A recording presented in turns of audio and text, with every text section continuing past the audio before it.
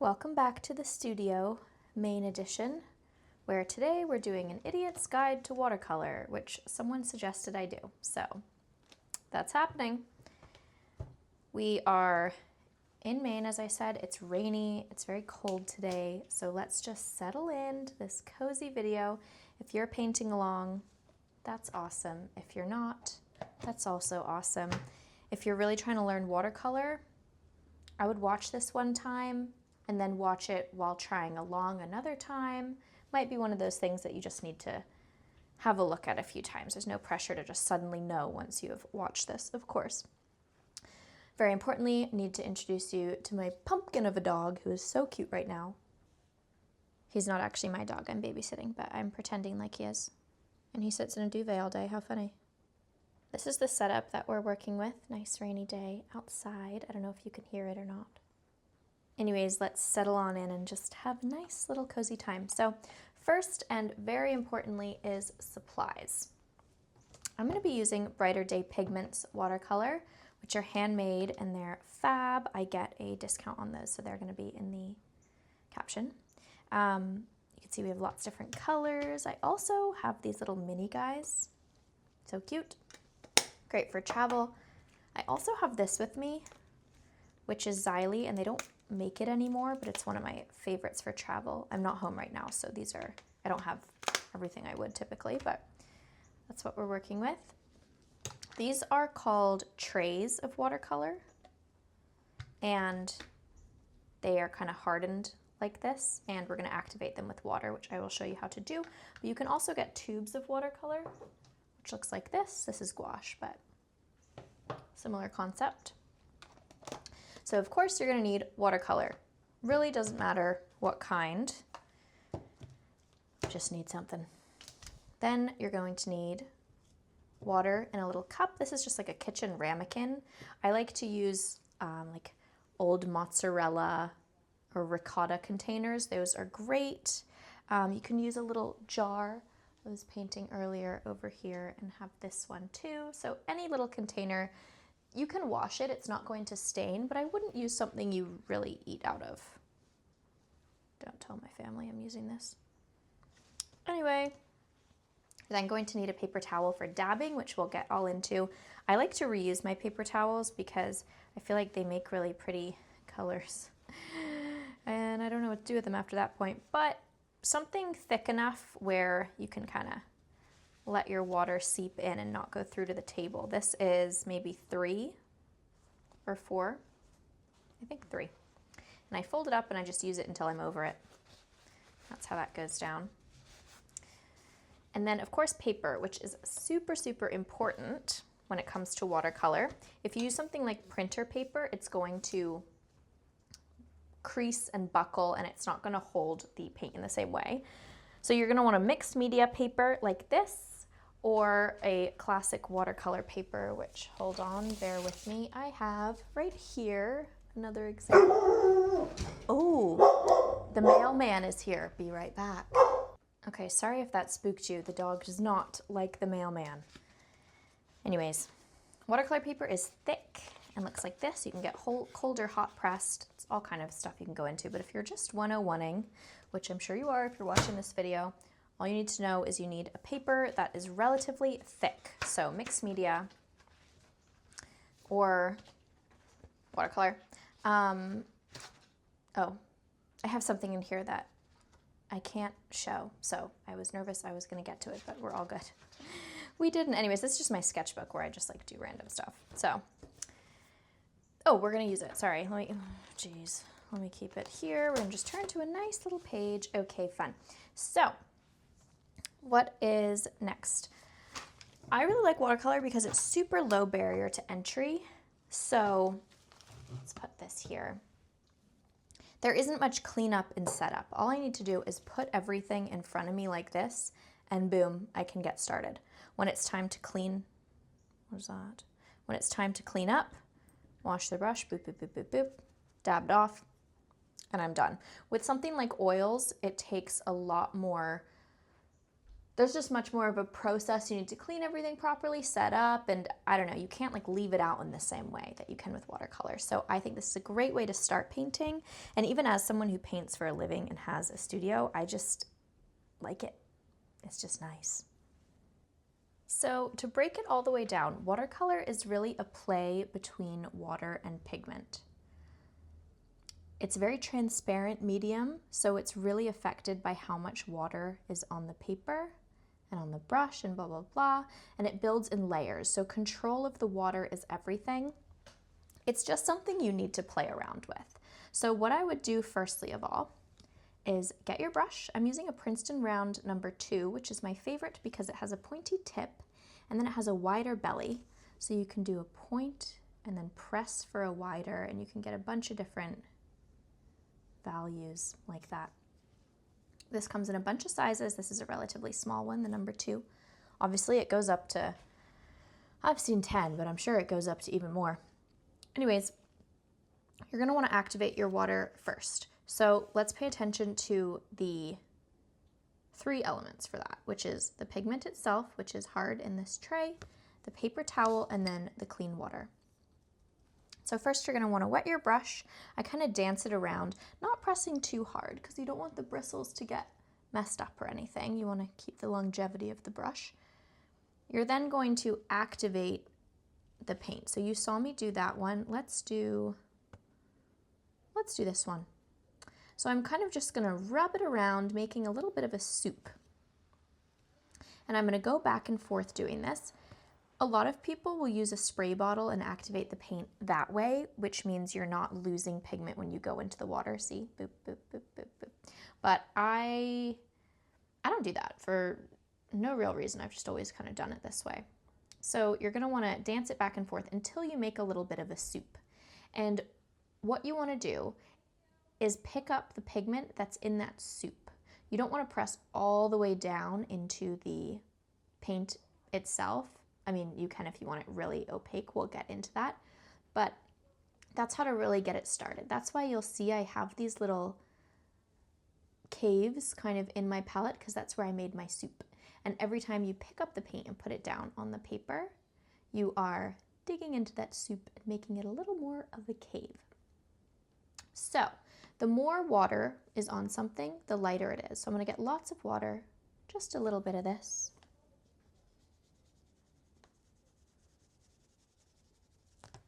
If I even dip my brush again, didn't re-up the paint, can't speak, even lighter. Anytime you dip into the water, for the most part, you're going to want to dip into the paint, you're going to want to add a little bit of water. You can always tap it off. Here I'm going to get a lot of paint. I'm touching the bottom, which is not ideal, so I'm going to tap in there, get a little more water ratio. So this has a lot of pigment, so it's much darker, see that? So these are all just different uses of water using the exact same pigment. Tap, tap, tap, tap, tap, tap, tap to clean off my brush, and then I kind of flip it side to side like this, dabbing both sides to give myself a clean brush. I can then start on a new color. Let's do this nice shimmery purple, violet mica. Do our little dance to make a soup.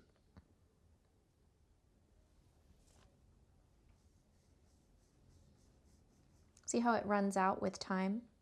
This is because it has more, it's darker because it has more water and also more pigment. And then by the time we get down here to the bottom, the pigment and the water have run out. So it's lighter and more brush-like. The way I paint my Zen doodles, I don't use the brush-like method, but that's just a personal preference. A lot of people use this, and we'll get into how you can use it. But if you're looking for how I do the Zen doodles specifically, I have a whole video or 2 on intro to that, which I will link in here if you're interested. Anyways, so the more water, the lighter it is. Let's make a little spectrum of that just so we have a visual. So I'm going to make this nice ultramarine blue, one of my favorite colors, into our little pool, doing our little dance, our little soup.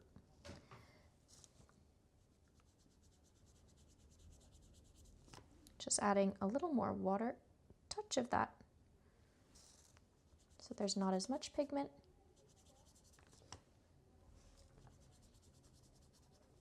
So this can be our kind of reference point.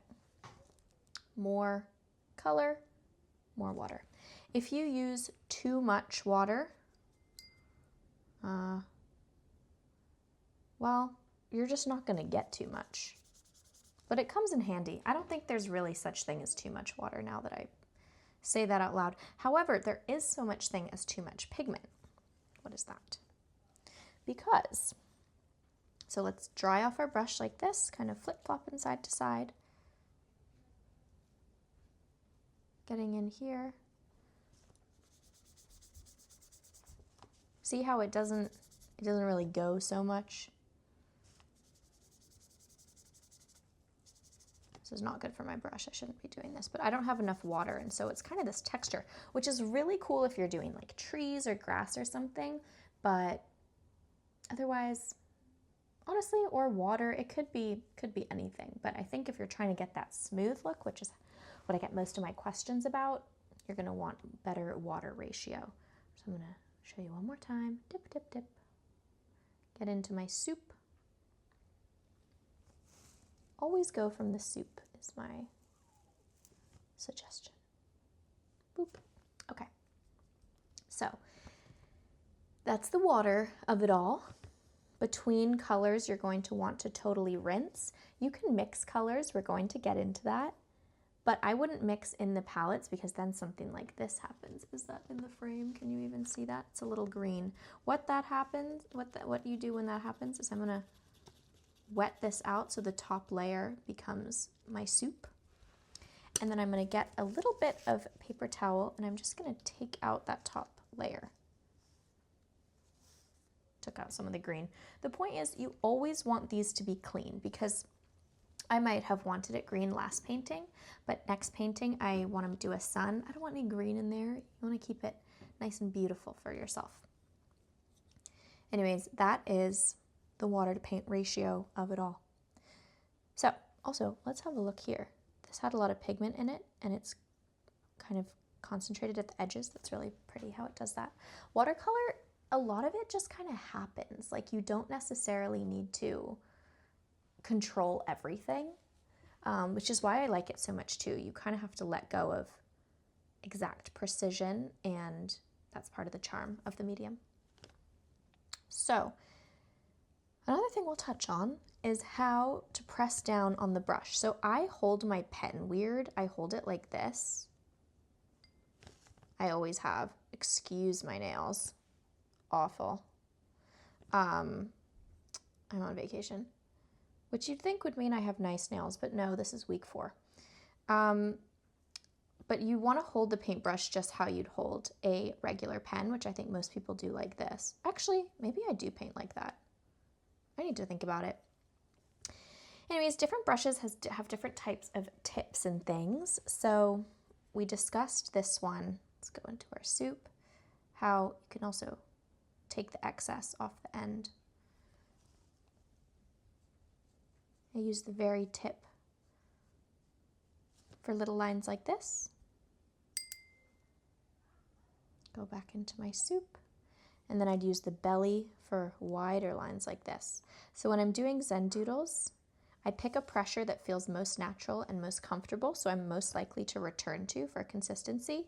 And that's going to be how thick my line is, which typically ends up being like that. I do hold the brush like that now that I look at it. There are lots of other types of brushes. So like this is a flat brush, and this is a little big for my palette I got going on, see? But I'm gonna get into my soup. Because I couldn't totally get soup, it's mostly the middle that's soup and the edges that are hard. I'm gonna just plop that one time so it's all liquidy and show you that. So this comes in lots of sizes too. Again, I'm traveling, so I don't really have everything with me, but just to give you an idea of, it doesn't have to be this round brush, but that's what I recommend if you're just getting started.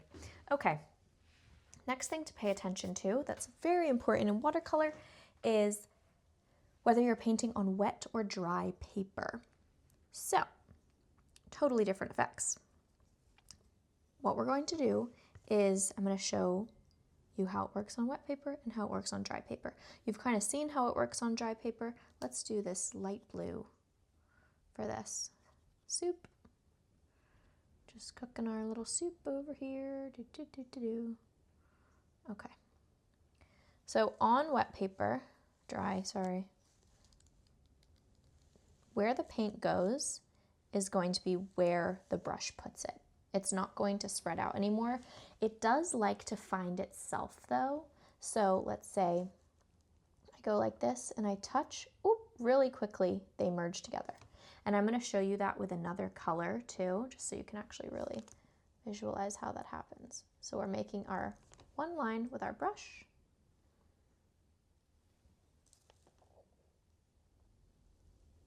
See how much they spread into each other? Look at that, really cool. And something to play with when you're making new techniques and making art. But not something to play with if you don't want that to happen, because the water just kind of magnetizes to itself. It's probably not the term, but you know, we're not scientists over here.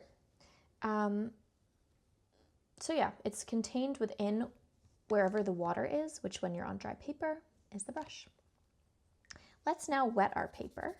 I'm gonna make a nice wet section right here. Very wet. When it's like this, the paint's gonna go anywhere that the water is, kind of like how that was. So if I do my same line, whoa, it's gonna spread out, which looks really cool and comes in handy, especially when you're painting water or something like that. Let's do a little dot. How much it spreads out depends on how much water there is, of course. So this was super, super wet. I'm now gonna do an area that's kind of damp, let's call it. So it's not entirely wet, but there is a little movement.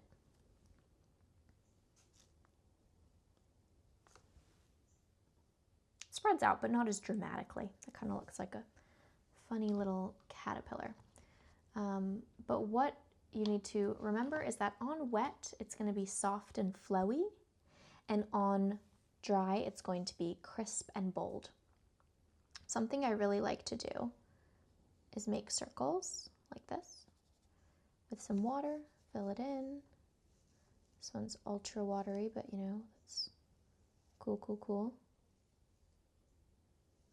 And then I'm going to get a color. Let's do this one and just drop it in. And you'll see it's going to slowly expand.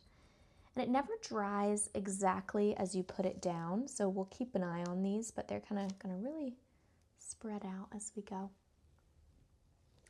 Cool. So the next thing to discuss is blending. What's called a graded wash is when the colors go from light to dark, so, or dark to light. So this is a graded wash. A flat wash, oops, is something where all the color is the same consistently. So I'm kind of running out here, see? I'm going to go back here and pull this along. And that's good for coloring in areas that you want to be just one color. Graded wash, I'll show you again. Darker here. I'm then going to plop in the wet, lighten it up, plop in the wet again, lightening it more, and so on until the paint is really, I've got a lot of water here, so there's a lot happening, but until the paint is really, really light. Then what we can also do is this same concept, but with two colors. So let's get this nice, I don't know what this is, quinceañera magenta. I'm going to do this here. And then, how about this light blue? Really want to clean off my brush, get in my blue soup. I'm going to start kind of halfway. And then that's made purple, obviously, because that's what those two make. But these colors are naturally going to blend together, and we're going to keep an eye on them. Can't resist doing that. And see how they blend. If you want to do something that's less dramatic, let's say, is colors that are closer together in the color spectrum. So let's say I want to do this purple. I'm going to let it go past where I want to mix the colors so that they have this mixing bridge, I guess.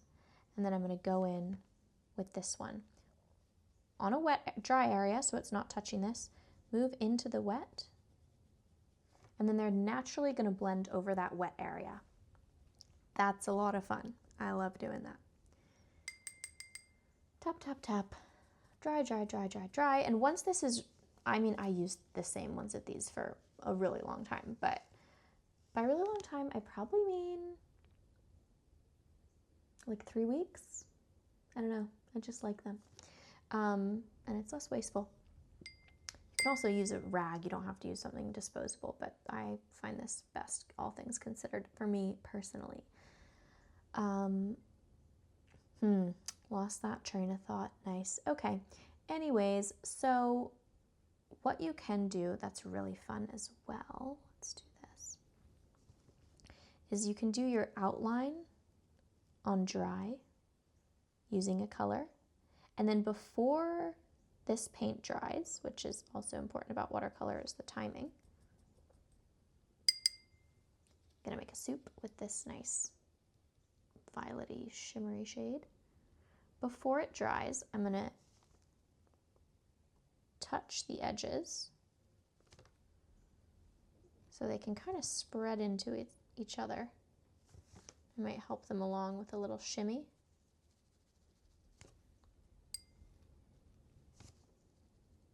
And you can kind of see, like that wasn't really a lot of work. I just did the second layer while the first layer was still wet, and I used a color that was lighter, and now it gives us this kind of natural blend on what could be a nice petal.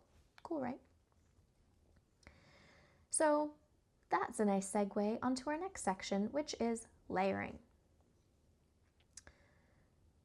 What you can do is a nice light colored background like this.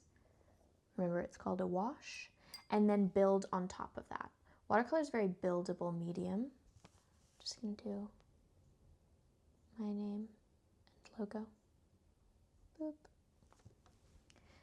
And you can use it kind of as a background, what you've done before, which is a lot of fun. I just need to move that out the way to get over here. Dark colors are going to show up on top of light, and light won't show up so well on dark, but this blue is particularly opaque, so I think it's going to work-ish. Yeah. Lots of ways to play around with that. So let's have a look at, let's say we do a petal in a different way. So I'm going to get into my soup. Hold on a moment. Is this even in the frame? Okay, I'm going to do a petal like this.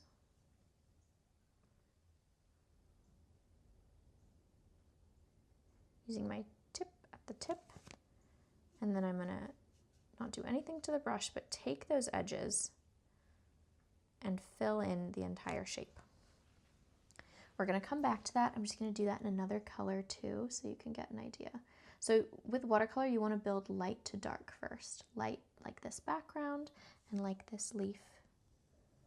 That looks kind of dark, but I'm not going to use any more pigment. I'm going to wet my brush, make a path for my leaf, and then carry what I have down onto there. And then let's do another one just for fun while we're here. Another little petal or leaf. Not exactly sure. I hope you didn't just hear my tummy.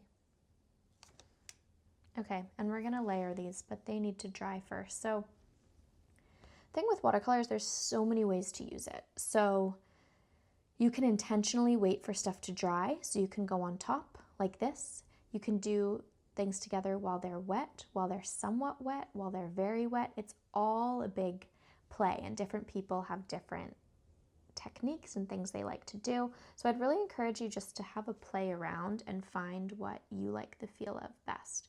There aren't really many wrong ways to do this, aside from not having enough water and then also doing light colors on top of dark. Just doesn't work. Otherwise, it's really a whole playground, which is a lot of fun. Okay, while we're waiting for that to dry, I just want to show you some other things I'm working on. These are kind of testers for something, but for this one, what I did is I did a very wet, darker green. While it was still wet, put the lighter green next to it, then the sagey green, and kind of let them all blend into each other, which is how I got these effects.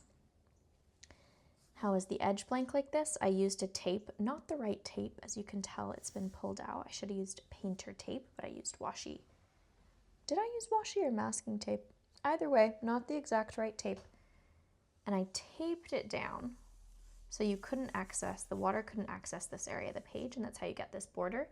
This I painted with masking fluid, which is not 101. That's more like a 301 class, so we'll get there if anyone's interested. But you paint down this medium, and then you peel it off once you finish, and the water also can't seep into it, so it leaves a clear background. This is something where I wet the entire paper completely within the constraints of my masking tape. I think I used this brush, just like wet, wet, wet, wet, wet, wet, wet. And then I took bundles of colors, very pigmented, and kind of plopped them around. So like this one, I think I went choo. This one, choo, choo. Here I had a big puddle and I just went do, do, do, do, do, do, do. And then I started Zen doodling around certain shapes with my #1 micron pen, which looks like this, great pen. And I'm kind of just experimenting here. This paint here is gouache, so it's more opaque. Anyways, just wanted to show you what that looks like. While we're still waiting for these to dry, I'm going to show you a few little fun techniques I really like that are great to play around with. One is the salt technique. So we're going to use this little area here. Oh, let me put my water back in. If this is shaky, I'm so sorry. I don't know. My lamp thing has springs, and I don't know why it does that, because then things kind of get bouncy every time I move. So I am really sorry. Anyways, let's do that right here. So this is most fun, the salt technique, when you have a color that has a real range in opacity. So I'm going to make a little soup kind of on the side in this cobalt. And I'm going to give myself a nice wet section like this. Then we're going to open our Malden sea salt.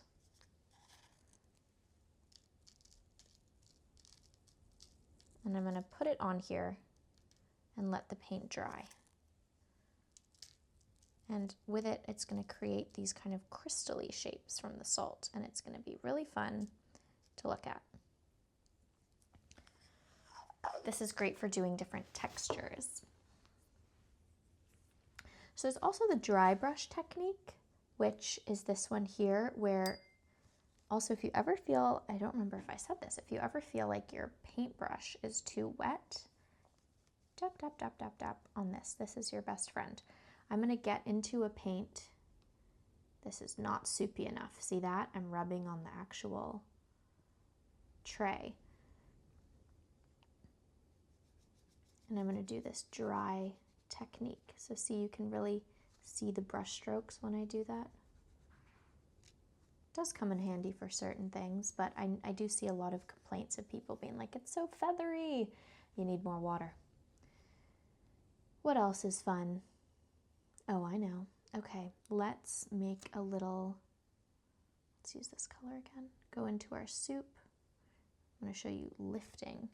We're going to make ourselves a little section. A flat wash. We can actually, just for fun, make this 2 colors actually. Have a good time with that. Just mix, mix, mix, and they're naturally going to blend together, as long as you don't have too much water. I'm then going to rip off a little piece of this. Crunch it up.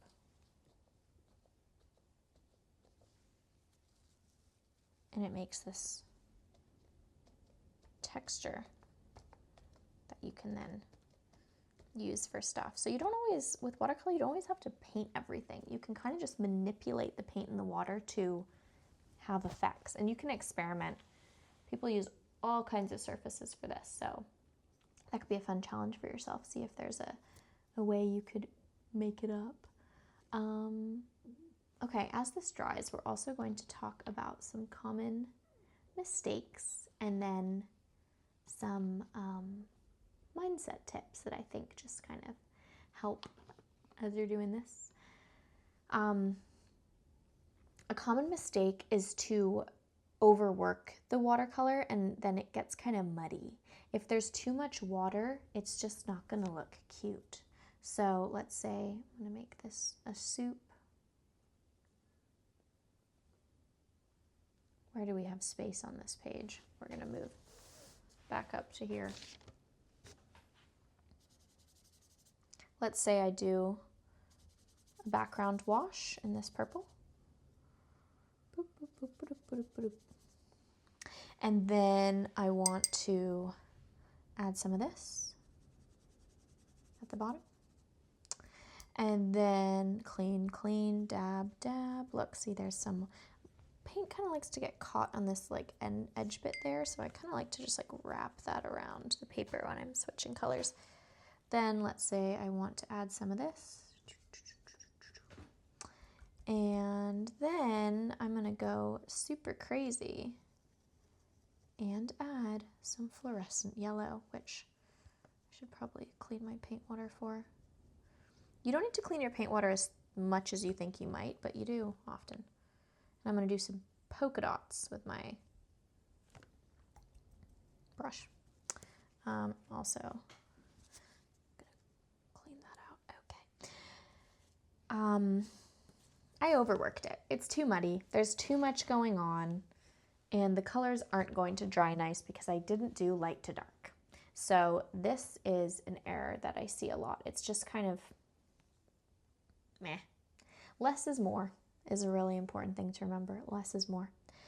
Something you can also do, just thinking of things on the fly here, is use the white of the paper, which I love to do. It just makes life easier. So let's say we want to do a little cherry. I'm gonna activate my red and I'm gonna paint my cherry like this. And cherry has a little shine, right?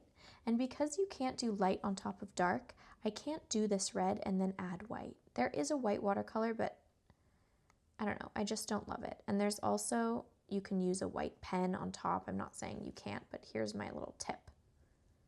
We just use the white of the page. Nice cat hair in my cherry. Excuse me. There you go. Easy peasy. So if you want to add a highlight, always put it in as you're going. What else? Not letting the colors dry before adding more can really kind of get you as well. So do we have an example of that? Kind of like this. This is just like, it's too much, it's too much. And putting the light yellow on top of the dark. Oh, can you even see that? My bad. Just not the vibe. What you want to do if you want to use all those colors together more successfully, let's do it in this corner here. I'm going to start with this lovely, lovely neon yellow. And we're going to let that dry. Okay, just exist there for a moment. And we're going to move back to adding depth using layering. So here's our leaf. I'm going to use the exact same color, this ultramarine, a nice kind of dancey soup, and I'm going to draw the shadow.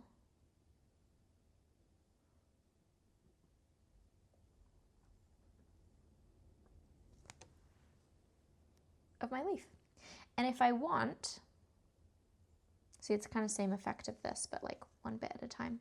If I want, clean off my brush, get it a little damp, so just a slight tap, And then I'm going to put half my brush in the wet paint, half my brush in the dry. And this is going to blend them together a little bit. That's a fun technique too. And then you kind of just got to let it do its thing. So now that this is mostly damp, let's say, I think it's safe to add a little bit of a color that's closest to it on the spectrum out of that pink, purple, and blue that we used. And I'm going to just go around the edge. So it can fade in there a little bit, but it's not crazy. Okay. Gonna let that dry. Now let's play with this. We want to add layering. Gonna get the same color, but a darker version, because we go light to dark. And I'm gonna add the tendrils of the leaf. So you can kind of draw on top of what you've done too.